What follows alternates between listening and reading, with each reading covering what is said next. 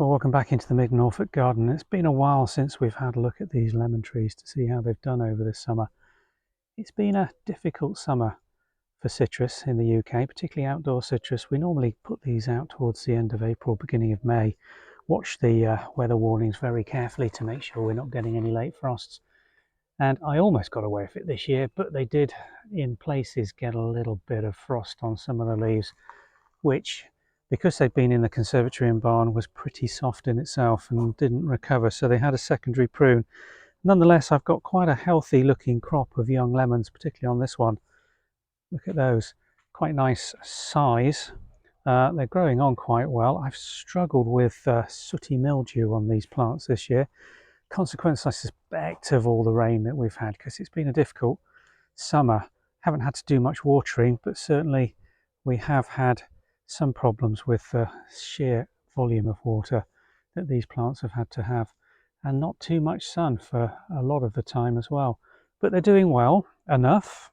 I'm quite happy with this one particularly.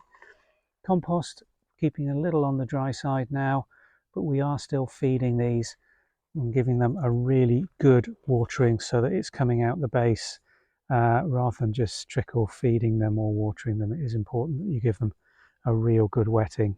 Now, this is the second plant we got around here, one of the last year's lemons that should have been picked but didn't get around to it. Not good for very much anymore. I suspect it will be dry as anything. But again, on this plant we've got some young fruit coming together, not looking particularly great. Some of the fertilization's been a bit piecemeal and the lemons themselves look a bit potted, not particularly attractive.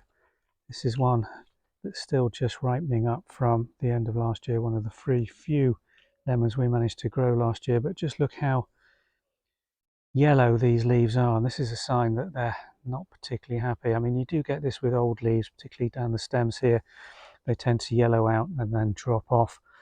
Haven't had too much of a problem with scale insect over this season.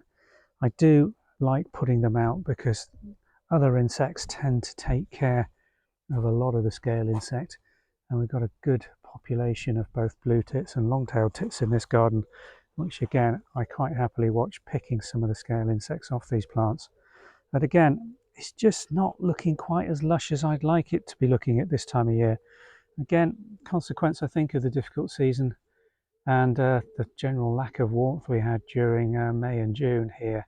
But they'll survive, and I'll keep feeding and watering and see how they go for the rest of the season.